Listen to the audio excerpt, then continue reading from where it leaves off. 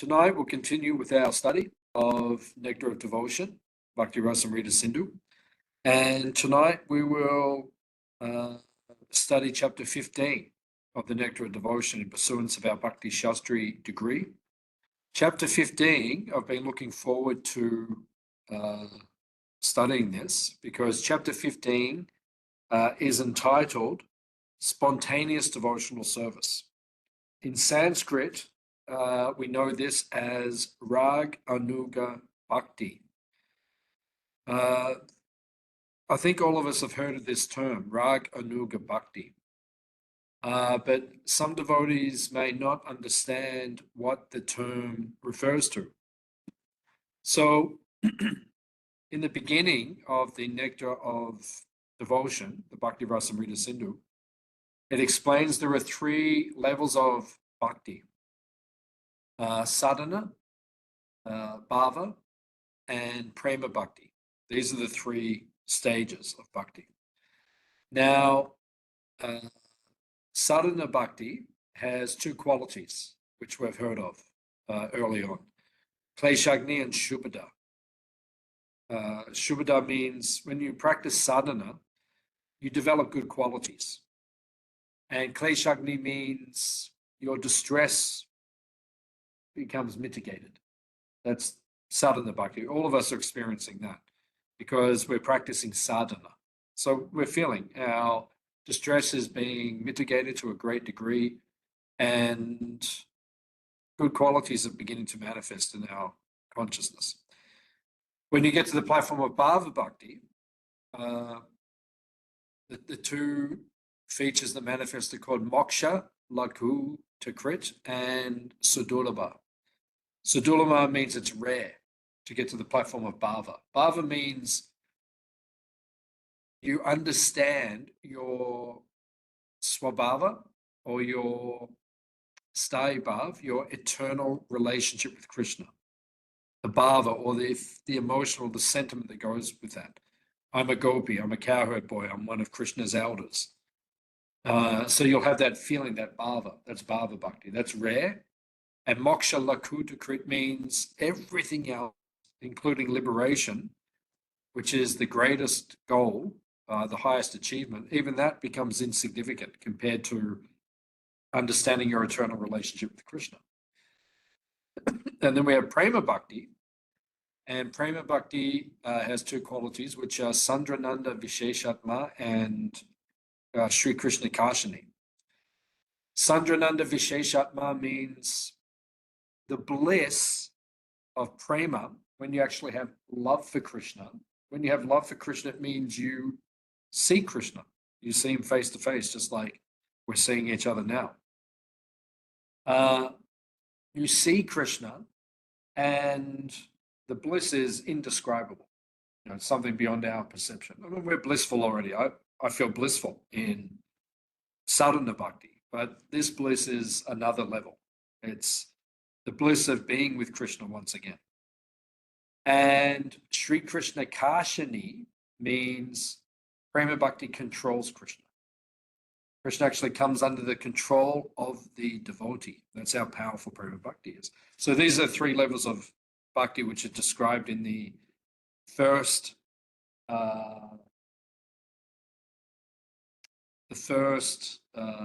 side of the ocean of the Nectar of Devotion, the eastern side. We hear about sadhana, bhava, and prema bhakti.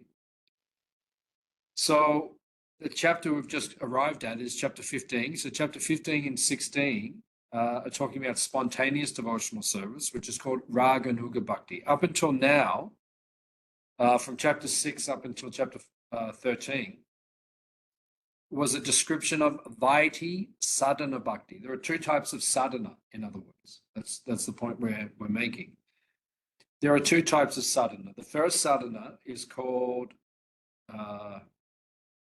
Vaiti. Vaiti means following rules.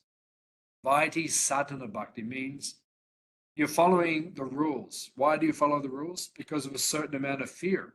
If I don't follow them, I'll get reactions or I'll disobey the order of the spiritual master, or, you know, there's different motivations for us to follow, but it's not necessarily spontaneous. Sometimes we do things because we have to. I have to chant my rounds. I have to go to Mangalati. I have to milk the cows. I have to, it's like these are rules and regulations. Sometimes bhakti is like that. So that is called Vaiti Sadhana Bhakti. It's good because maybe we're doing it out of fear. Maybe we're doing it because we have to do it, or because we feel if we don't do it, something negative will happen to us. But it's good because at least we're going towards Krishna, which is positive. However, the higher or the second type of sadhana is called Rag Anuga Sadhana Bhakti. Rag Anug means, Rag means spontaneous attachment. The word rag, one definition of the word rag in Sanskrit is color. Just like if you take a white sheet, you put it in dye, it turns blue, turns red, turns green, turns yellow, turns purple, orange, according to the rag or the color which it comes in contact with. So rag bhakti, raganuga bhakti, ragatmika bhakti means it is colored by a spontaneous mood of attraction to Krishna. So that's Rag Anuga Bhakti. It means we're not doing the service because we have to do it, or because there's fear that we will get a reaction. We just want to do it. Spontaneous. Rag means spontaneous attachment to Krishna.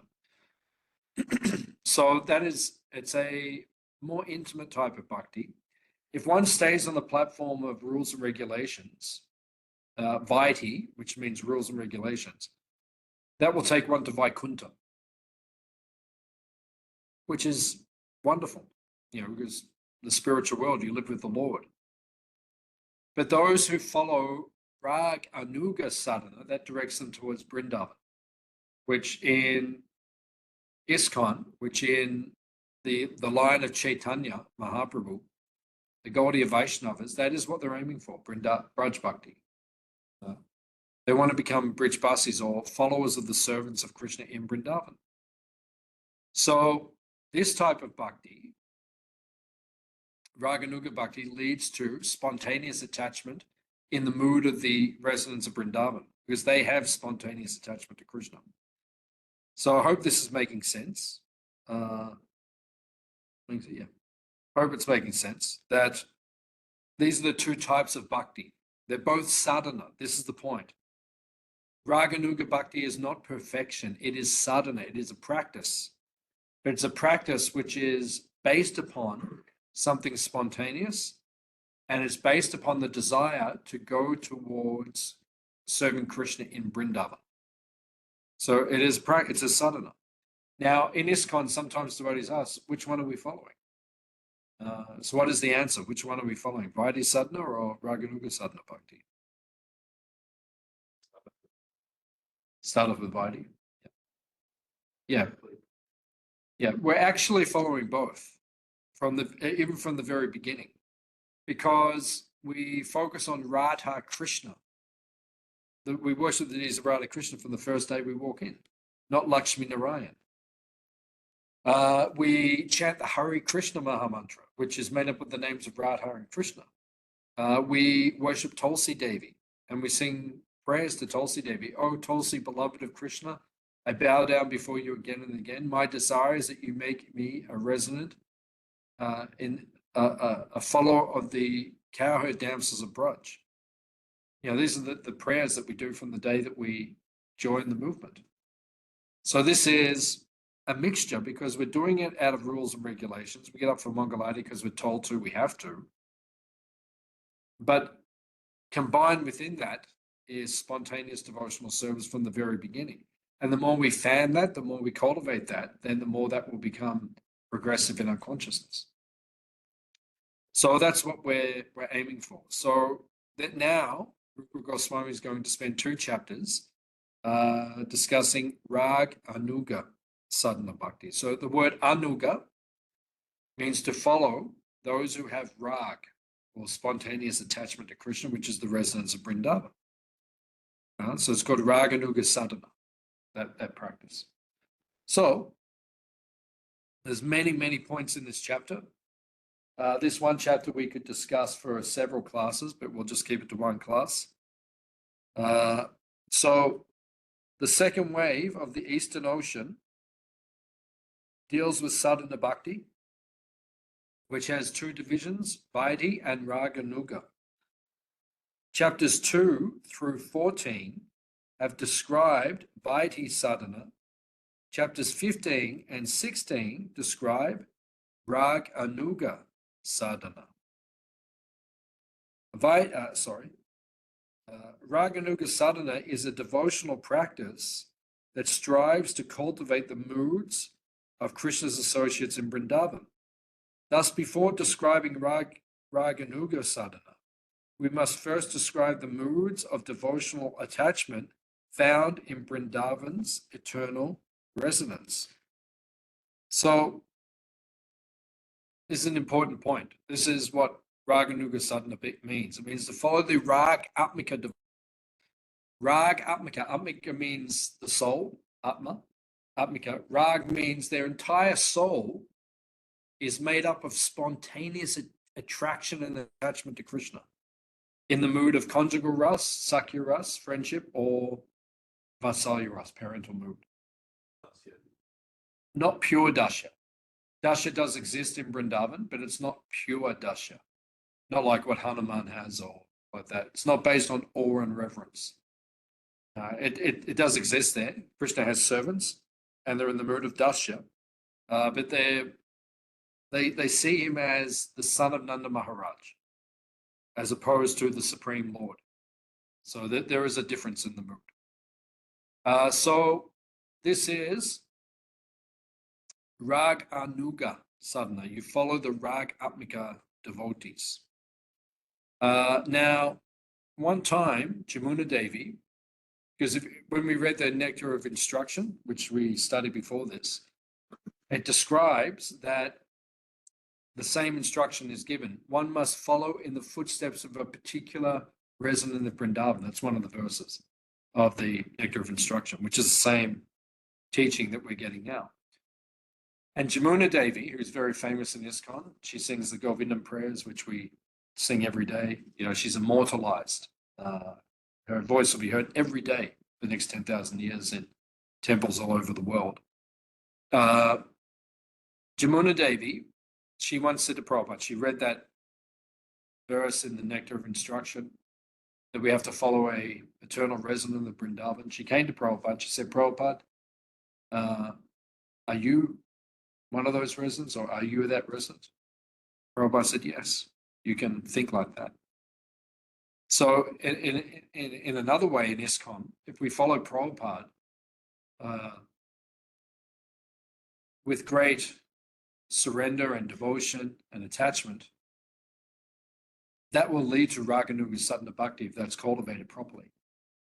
Because Prabhupada is a resident of Vrindavan, and he had spontaneous attraction to Krishna. So by meditating on him and his service mood and assisting him, that will lead us to understanding Raganuga bhakti, Ragatmika bhakti, the mood of the residents of Vrindavan. Prabodhananda Saraswati Thakur says that if we dive deep into the ocean of service to Chaitanya Mahaprabhu, which is what ISKCON is, serving Prabhupada and serving ISKCON is diving deep into the Sankirtan movement in the service of Chaitanya Mahaprabhu. That will bring us up on the shore of the worship and the service of Radha Krishna. So that mood that Prabhupada extricated from us and imbibed in us, the mood of surrender to Krishna, surrender in our service, that leads to spontaneous attachment to Radha and Krishna. If you serve the Sankirtan movement, Lord Chaitanya and Prabhupada very carefully, and your gurus, that will lead to spontaneous attachment. So, The Nectar of Devotion uses the term Raganuga to denote the devotional attachment of Vrindavan's resonance. This is on page 119. In Chaitanya Charitamrita, however, Srila Prabhupada directly translated the corresponding text from Bhakti Rasamrita Sindhu, and therein reveals the correct term to be Rag Atmika.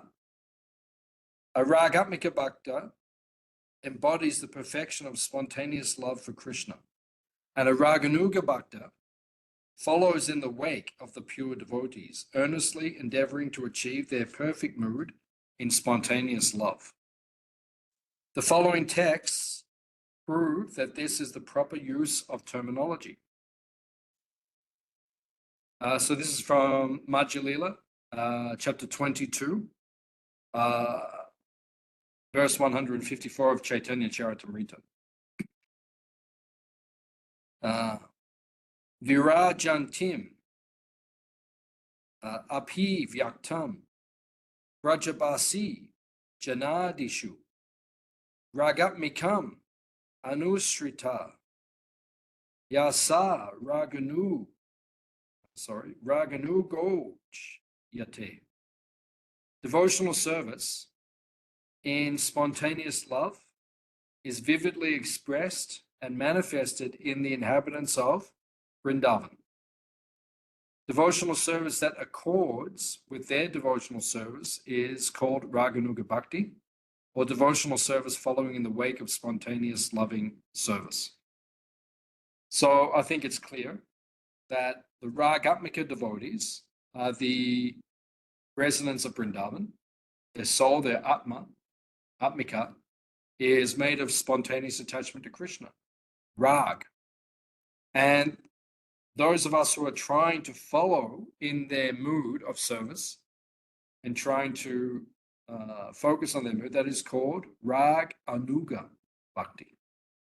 So it's important to understand these two terms. We're not Rag Atmika devotees. We're trying to be Rag Anuga devotees, following the footsteps.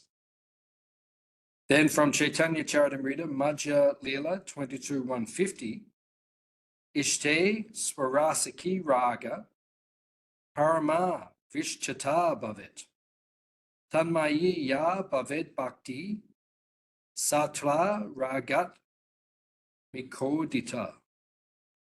When one becomes attached to the Supreme Personality of Godhead, his natural inclination to love is fully absorbed in thoughts of the Lord. That is called transcendental attachment.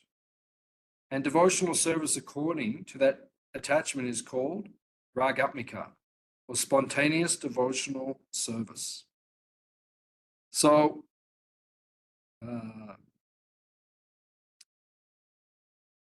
Prabhupada says within the Bhagavad Gita, near the end of the 11th chapter or the 12th chapter, Prabhupada says we should focus the mind only on the form of Krishna. And he actually writes we should not divert our attention to any other form of God, which is quite an amazing statement. Prabhupada says, don't even divert your attention to another form of God, another Vishnu form, Nrsimhadev, Ram, all these different forms of God. Prabhupada says, just focus your consciousness on the form of Krishna. And he goes further to say, the form of Krishna in Vrindavan. So Prabhupada writes that, which means Prabhupada must have been a bridgebasi to write something like that. And this is Chaitanya Mahaprabhu's mood, that we should just focus our mood following in the footsteps of the residents of Vrindavan. So, Chaitanya Mahaprabhu is teaching this mood of service.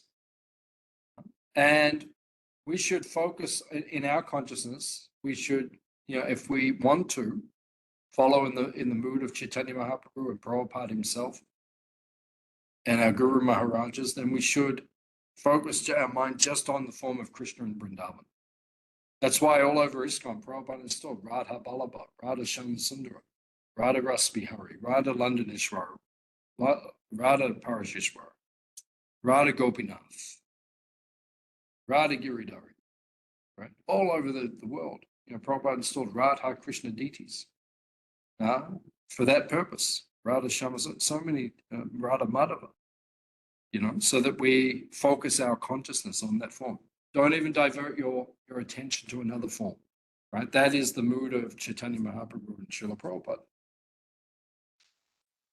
So then another verse to substantiate this point from Chaitanya Charitamrita, Madhya Lila 22:152. Ragamayi Bhakti Haya Ragatmika Nama Taha Shuni Lubda Haya Hona Bhagyavan. This devotional service, which consists of raga, deep attachment, is called ragatmika. Spontaneous loving service. If a devotee covets such a position, he is considered to be most fortunate. So that is the essence of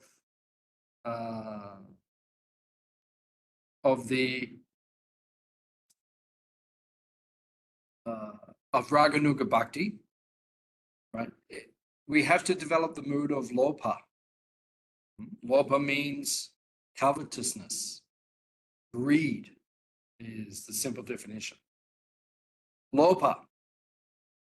Lopa is something we all know well. We're greedy in this world. Everyone's greedy. We're greedy for prasadam. We're greedy for pizza. We love it. All of us love it. We could, devour pizza, pakora, or samosa, or gulab jamun, or shrikand, or whatever your favorite prasadam is. We're greedy for it. Up until this stage of my life, if devotees walk past me with a plate of gulab jamuns, then on Prabhupada's Vyasa Puja every year, they make as an offering to Srila Prabhupada.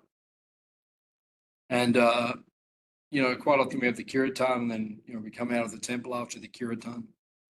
And then devotees are, getting their feast plates. Many times devotees have walked past me and I'm going to the line to get my prasadam, and they walk past with a feast plate with a gulab jamun, and I just take it off straight in my mouth. I've done that many times. Why? Greed. Right? Is it spiritual greed or material greed? In my case, it's material greed. Right? I like the taste of it, and I want it, and I just take it. Which is not a bad thing in the sense that one should be greedy for Krishna's prasadam. At least we're greedy for something good, which is good, which is positive. But the point is, if we can understand that consciousness, or Rupa Goswami, the way a young boy thinks about a young girl in this world, young boys and young girls, we've all been through the experience, or a young girl thinks of a young boy. When you're attached to someone, when you're young, and even when you get older, it can happen. We just become fixated on the person. We practically can't think about anything else, except for, this particular young girl or this particular young boy. So Rupa Goswami says we should think like that in relationship to Krishna. Spontaneous. No one has to tell you, oh, think of that girl. You just say, I'm already doing it. Think of the boy. No, you're already doing it. Or if you're attached, if you're greedy for a particular type of prasadam, they're cooking gulab jamuns, they've been offered. And, you can't, and then you're in the class, but all you're thinking about is, oh, I can't wait for this person to finish speaking, and then I can go and have gulab jamuns. This is greed. This is lopa. So the point is, we have these material examples to show us, give us an example of what the consciousness is like. what spontaneous consciousness is like. Spontaneous consciousness is, I want it now. I have to have it now. Nothing can stop me from having it. That's spontaneous consciousness. So we need, as aspiring devotees, we need to develop that consciousness in relation to Krishna. That's called Rag Anuga Bhakti. Right? We're like that with Krishna. I just need to chant his holy name. I just need to worship his deity. I just need to honor his prasadam. I just need to hear his glories. I just need to visit his holy dham. I just need to associate with the devotees who have attachment to him. Right? But this is spontaneous bhakti, spontaneous devotional service. So that's the Rupa Goswami says that is the price you must pay.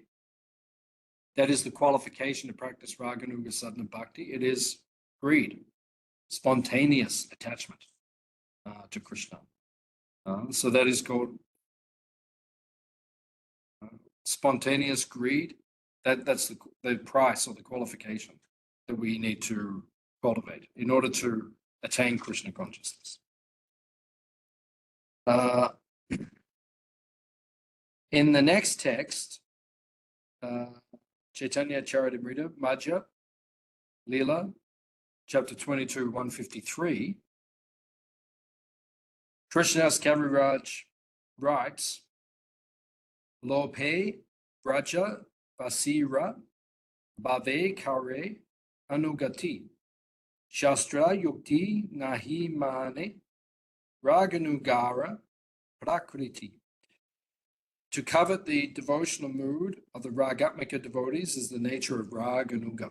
So the conclusion is, these texts clearly establish that Ragatmika Bhakti is the perfect devotional attachment found in the resonance of Vrindavan, and Raganuga Sadhana Bhakti is the practice of a devotee who aspires to develop their devotional mood. So I think it's clear. That is our mood. That is what we have to cultivate. This is the mood of Chaitanya Mahaprabhu, it's the mood of Prabhupada, it's the mood of ISKCON, and the mood of our gurus. We need to cultivate that mood. So the meaning of Ragatmika, to break the word down, literally Ragatmika means one whose very essence, Atman, is intense attachment to Krishna, Rag. Rag also means color, as we explained. The passions of this world are only weak and perverted reflections of the range of spiritual emotion in the spiritual world. So in other words, the examples we gave in this world of boys being attached to girls, girls being attached to boys, and so forth, these moods are just perverted reflection of the original moods, which are there within the eternal associates of Krishna and with Krishna.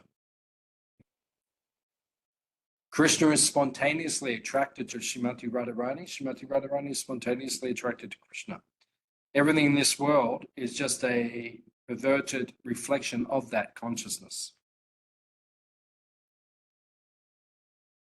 Srila Rupa Goswami therefore defines Ragatmika Bhakti as spontaneous attraction for something while completely absorbed in thoughts of it, with an intense desire of love.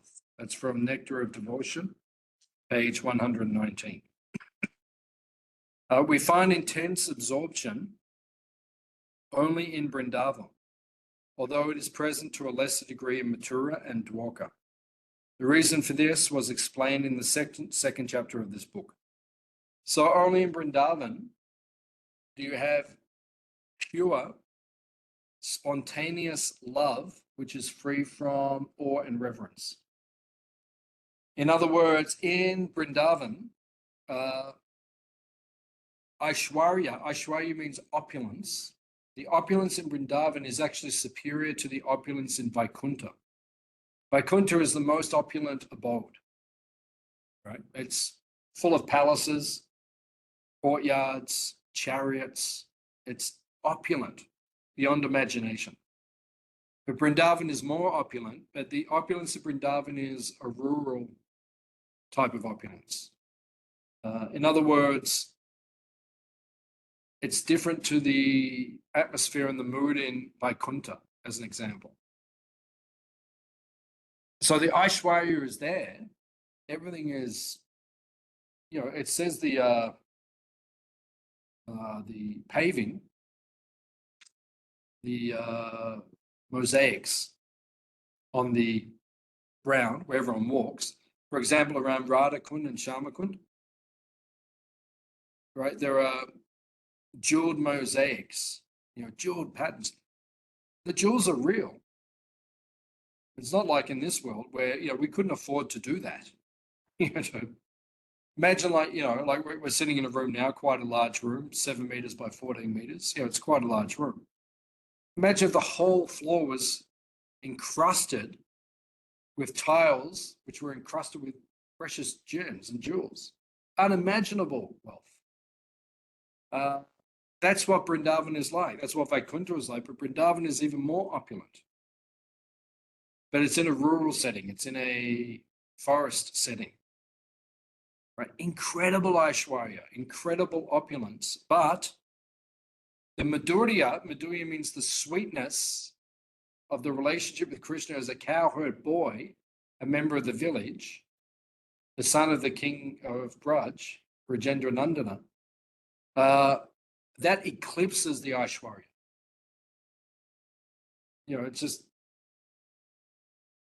It's concomitant or just part of the life there. No, everything's beautiful. But so be it. Yeah, it's fantastic. Wow, wonderful. But it doesn't eclipse their spontaneous mood towards Krishna. He's my friend. He is my lover. He is my child. Right?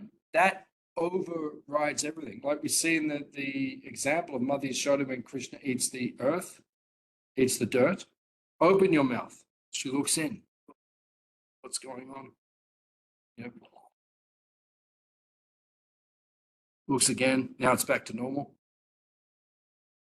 Must have had a dream or a vision. Her love for Krishna as her child was so strong, it eclipsed the Aishwarya. She saw it, but she had to let go of it immediately. Maybe I was just seeing things. I'm hallucinating. I don't know. Lala, my boy, don't eat dirt. Couldn't break her mood. That's Vrindavan. The mood cannot be broken. The spontaneous mood cannot be broken. So that is Ragatmika Bhakti. That is what we're aiming to follow as if we practice Raganuga Bhakti.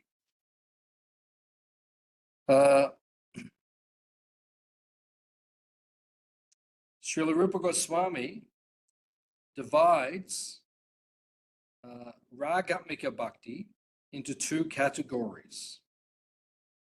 Kama Rupa, sensual attraction, and Sambandha Rupa, relationship. Devotees experiencing Kama Rupa feel an intense desire to satisfy the Lord in conjugal love. Sambandha Rupa includes devotees who experience an intense desire to satisfy the Lord as his parent, friend, or intimate servant. The word Sambandha means relationship. Sambandha, two types of Raganuga, Ragatmika Bhakti are there. Kama Rupa and Sambandha Rupa. Sambandha means relationship. He is my friend. He is my son. He is my Lord and Master. But then the other type, and Rupa Goswami differentiates. He says the other type is Kama Rupa. Kama Rupa means calm. Calm means lust. But a very important point, and this will be explained, the lust of the gopis of Vrindavan, it is not material lust. It can be likened to what we see as lust in this world. And therefore, we call it Kama Rupa. Rupa means form. like lust. That's literally what it means, like lust. But it's not obviously what we go through in this world. In the Chaitanya Charitamrita, it says, the definition of karma is atmendriya priti, atma indriya. I want to satisfy my senses. That's karma. That's lust. Krishnendriya priti, the definition of prema, is we want to satisfy the indriya or the senses of Krishna. That's prema. I don't care about my senses. If my senses are satisfied while serving Krishna, so be it. But Krishna's senses must be satisfied. All right, so that is called Kama Rupa, Kama Nuga. Kama Rupa means, in other words, Rupa Goswami, because Rupa Goswami, as we know, is a Manjari, is the intimate maidservant of Srimati Radharani herself. And ultimately, Chaitanya Mahaprabhu was absorbed, especially in conjugal ras, Gopi Bhav and Radha Bhav. Then that's why the differentiation or the emphasis is especially there on Kama Rupa, on conjugal love, because Chaitanya Mahaprabhu himself and the six Goswamis of Vrindavan and our acharyas have especially been focused on this type of love, which is called Kama Rupa, conjugal love.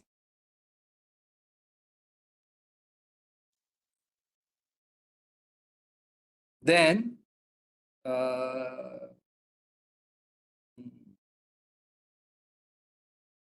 Srimad Bhagavatam 7, Canto 7, Chapter 1, Text 31 is quoted. My dear King Yudhishthira, the gopis by their lusty desires, Kamsa by his fear, Shishupal and other kings by envy, the Yadus by their familial relationship with Krishna, you Pandavas by your great affection for Krishna, and we, the general devotees, by our devotional service, have obtained the mercy of Krishna. So Rupa Goswami quotes this verse to substantiate his statement that there are two types of Ragatmika Bhakti. This will be explained further in the later section. The main point of Narada's statement is that we should somehow or other absorb our mind in Krishna.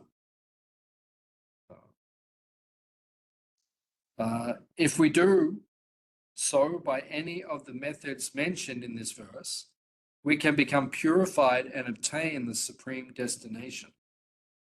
For example, Kamsa and Shishupal feared and envied Krishna, but their emotion caused them to think about him obsessively.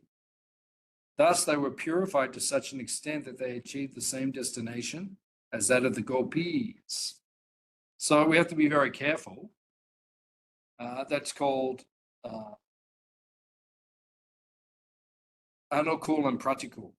Anukul means favorable intent. Pratikul means unfavorable. So Shishupal and Kamsa, they thought of Krishna all the time. Kamsa out of fear, because it was prophesied at the time of Krishna's birth, a voice came from the sky. A divine sound came from the sky. Imagine you hear in the sky, Kamsa, you are a fool. The eighth child of Devaki is already born somewhere in this world and will kill you. That would shake you. And Kamsa was extremely powerful. But, there was a divine voice coming from the sky saying to him, Kamsa, you fool, the child who was killed you is already born in this world. So he lived in fear his whole life, even though he was so powerful. It describes actually how powerful Kamsa was. In the Krishna book, it doesn't describe how powerful he was, but if you go back in the Puranas, you get an understanding. He was insanely powerful. You know that elephant Kuvalaya appeared? That Krishna kills him on the way into the wrestling arena where he kills Kamsa. That elephant, it took 10,000 other elephants to capture, or it might have been 100,000 elephants to capture that elephant. That's how powerful that elephant was. The first time Kamsa met that elephant, He threw him over a wall. That's how powerful Kamsa was. Picked up the elephant and threw him over a wall. You know, insanely powerful Kamsa was. But he was fearful because it was predicted that the 8th child would kill you. So when he saw Krishna and heard about him, he was terrified. And so if I don't know if any of us have had that experience, but if someone's out to kill you, it's a terrifying experience. You know, you don't know, walk around, you don't know, where's that person? Practically, you're going to think of that person all the time. Oh, where are they? When you're at school, if one of the older boys wants to beat you up, you think about that guy all the time. You're always walking around like, oh, where is he? Oh my God. So out of fear, and Prabhupada actually points this out, fear and envy, because Shishupal was envious of Krishna and Kamsa was fearful. The meditation's even stronger than those who have a conjugal rasa or other rasas with Krishna, because you can't stop thinking of him. But it's practical, it's not favorable, it's not the way we want to meditate on Krishna. So we should try to follow the footsteps of the gopis and the Brijbasis, not Kamsa and Shishupal. Don't think like that. Don't think of Krishna fearfully. We should. That's practical. That's unfavorable to our bhakti.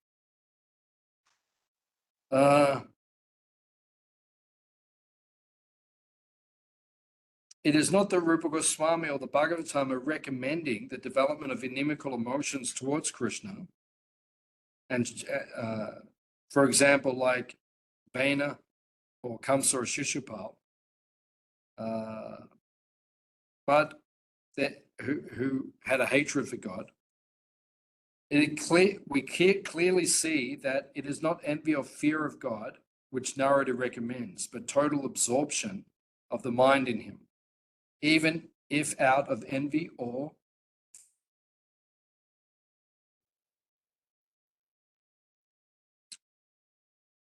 so there's so much to cover in this chapter, and we can't cover it all because there's just too much.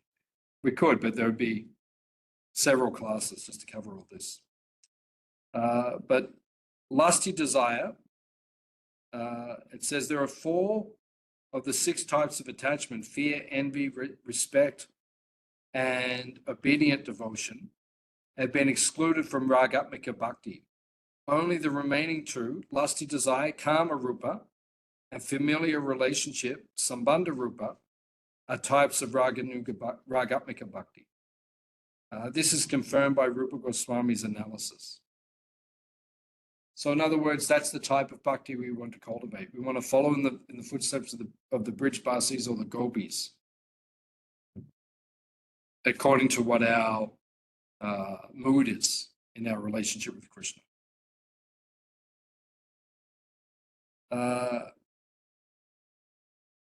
Srila Rupa Goswami quotes from the Brahmanda Purana and the Bhagavatam to prove that the demons achieved only impersonal liberation or in Brahman. So in other words, although they were meditating on Krishna, they didn't go back to serve him in Goloka Vrindavan. That's why we have to focus on following in the footsteps of the Brijbasis, because if we do follow them in the mood of Raganuga Bhakti, that will lead us to eventually to Goloka Vrindavan. And that's our goal. We want to go to Goloka Vrindavan.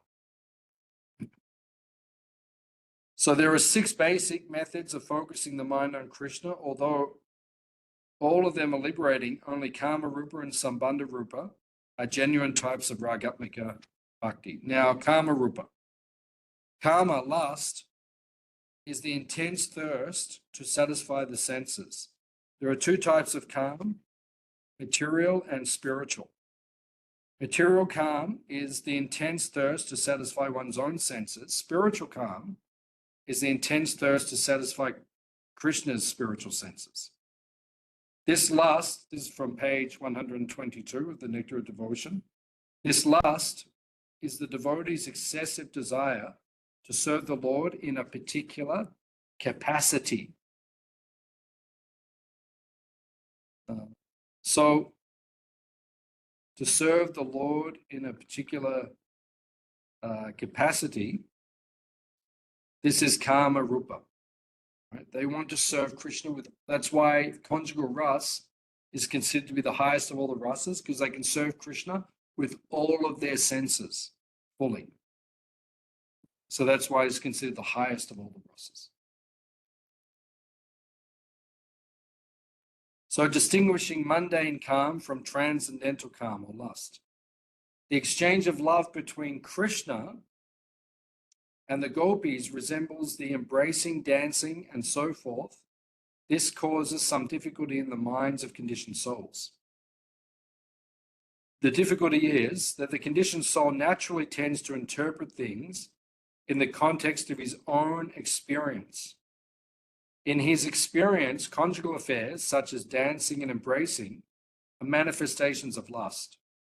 Thus, when he hears about Krishna's pastimes with the gopis, he misinterprets them in the context of mundane lust.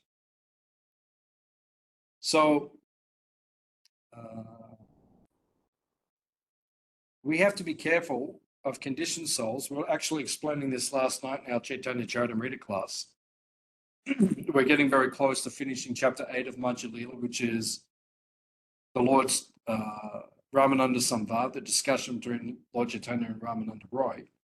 That chapter is incredibly focused on conjugal ras, because that's what Lord Chaitanya and Ramananda Roy were absorbed in their consciousness. And as we study that chapter, we have to be very careful. And when we study Nectar of Devotion, also these divine scriptures in the Bhagavatam, where there are descriptions, and the writings of the Goswamis, there are intimate descriptions, like in Ananda Vrindavan Champu, intimate descriptions of conjugal relationships between Krishna and Radha and the gopis. We have to be very careful that we approach that with the right mentality. That's why Bhagavatam is spoken in 12 cantos. Maharaj Parikshit doesn't go straight to Krishna's pastimes in Vrindavan, and he doesn't go straight to Krishna's relationship with the gopis.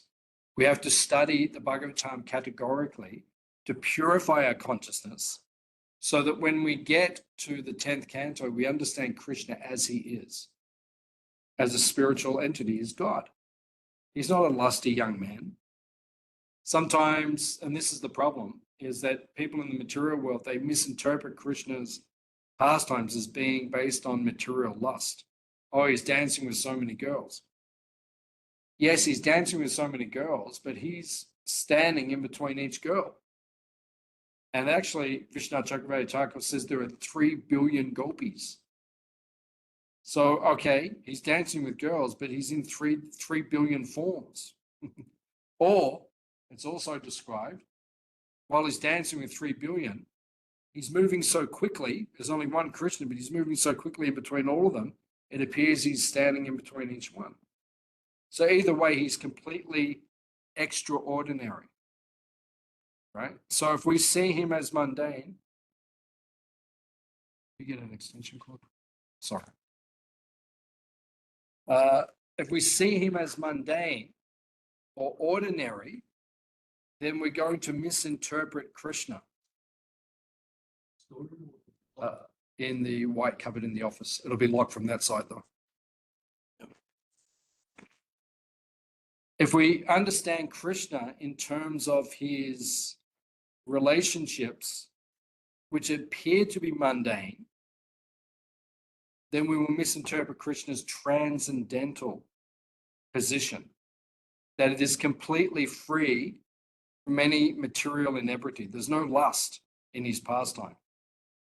So Bhaktivinoda Thakur makes a very important point, that if we meditate on Krishna's pastimes in conjugal love with the gopis of Vrindavan, but we're not qualified to meditate on them, then what will happen is that the rasa that we're meditating on, Krishna's relationship with the gopis, it will turn into virasa. In other words, the conjugal pastimes, which are transcendental, instead of clearing or cleansing the lust from our heart, they will increase the mundane lust in our consciousness. So we have to be very careful when we approach Krishna's pastimes with the gopis, his conjugal pastimes, because the idea is that if we hear about Krishna's conjugal pastimes with the gopis, the lust in our heart should be decreasing.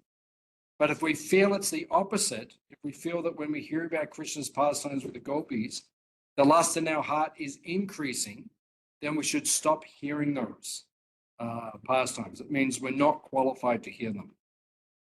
And we should focus on hearing other parts of the Bhagavatam. And then when we do become qualified, and we do get proper qualification, then when we hear Krishna's pastimes with the gopis, it will purify our consciousness.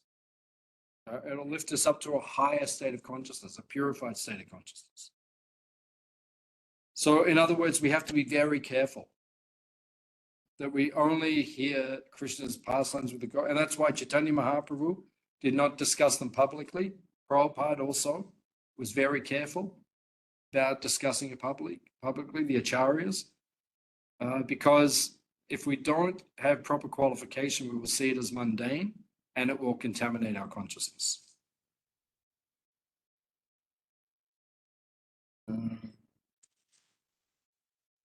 So sometimes it seems that the residents of Vrindavan act for their own happiness, but factually, they only act for the Lord's pleasure. They know that Krishna takes pleasure when his devotee is pleased, and that is the only reason they sometimes seem to endeavor for their own happiness.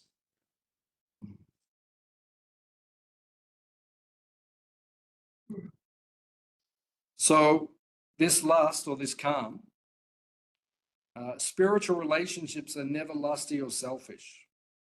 When Srila Rupa Goswami says that Krishna's relationship with the gopis is lusty, kama rupa, he uses the word only figuratively to aid our basic understanding. Srila Prabhupada explains.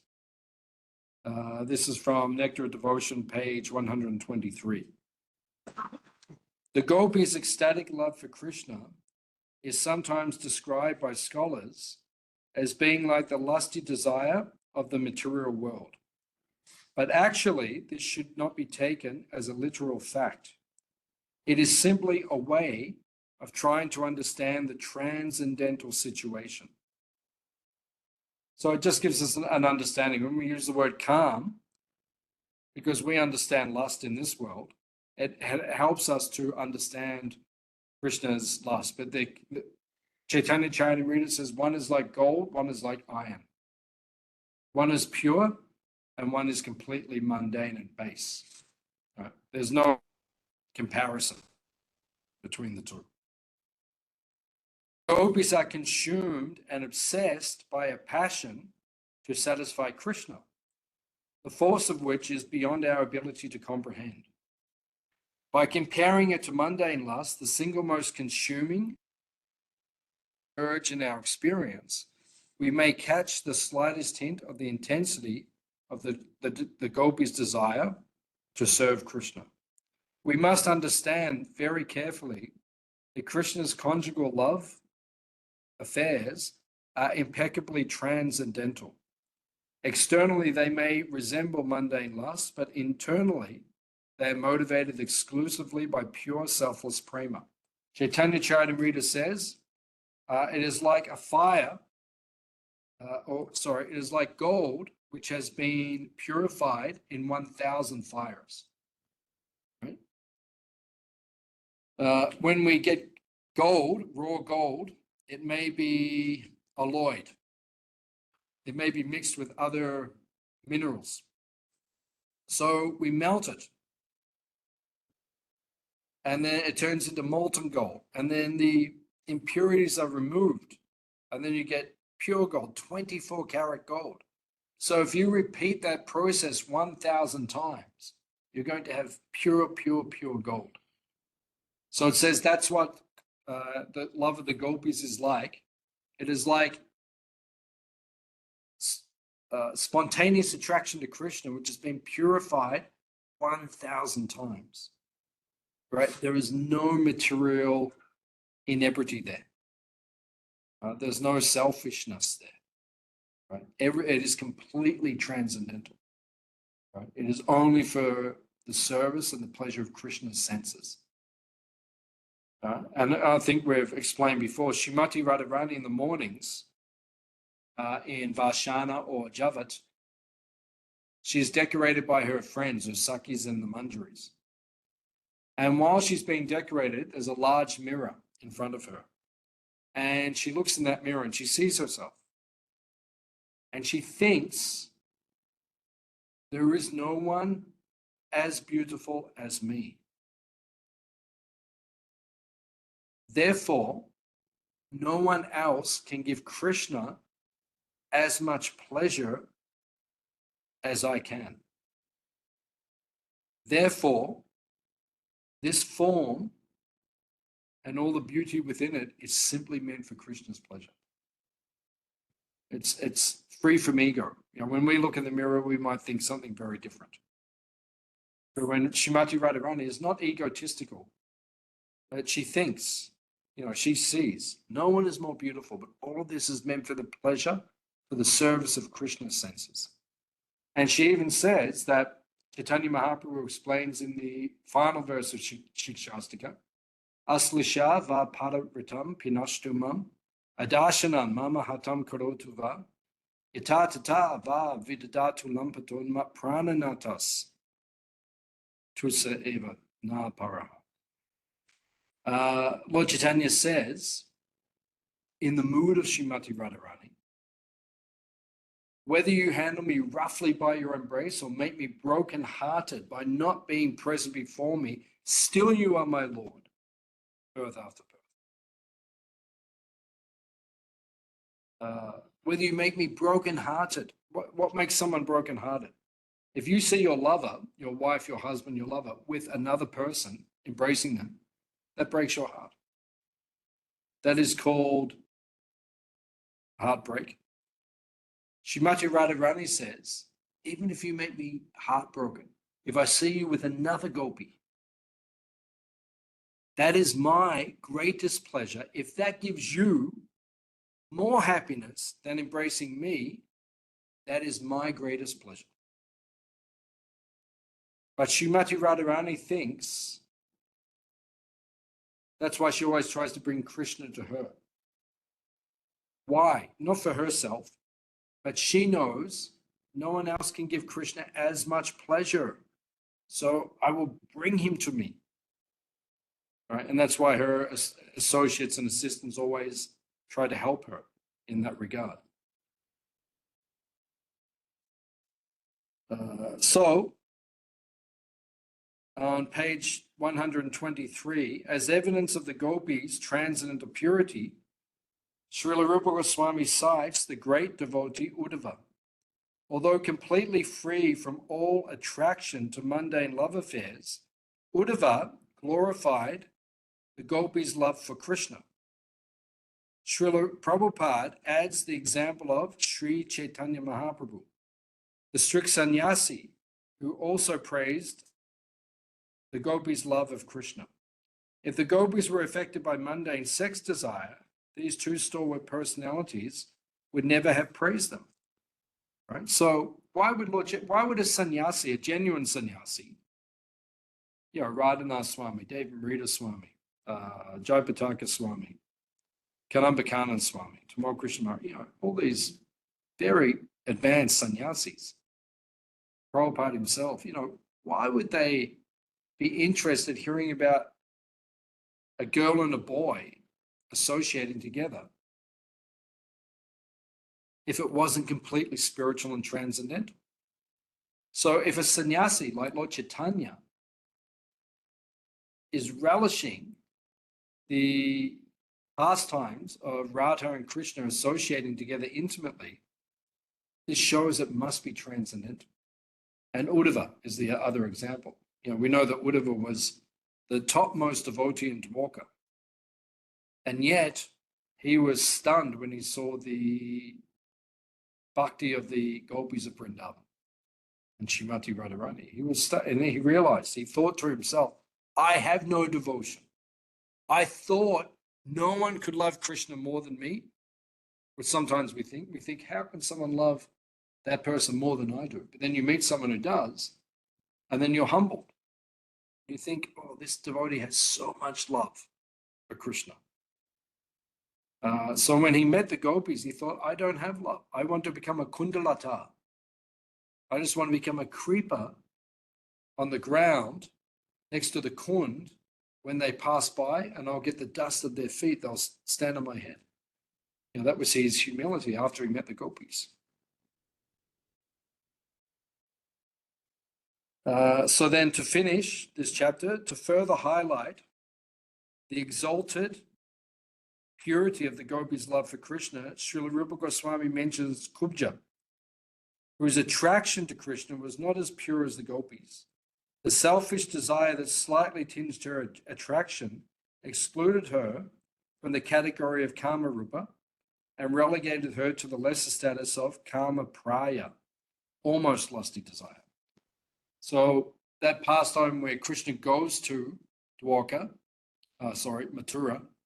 and Kubja, she sees him and she's attracted to him, and there's some spiritual element to her attraction, but there's also some slight desire for lust. She says, come back to my house and we'll enjoy together. So some slight lusty desire. But then Krishna purifies her of that lust, and then she becomes a completely pure devotee, which is what we also pray for. Does anyone have any questions or any comments about anything that we discussed tonight? I hope it's all clear. So next week, we will continue with chapter 16, which is the second half of the second chapter in regards to Raganuga Sadhana Bhakti. Jai Srila Prabhupada Ki Jai. We'll see you next week. Hare Krishna. Thank you all for coming.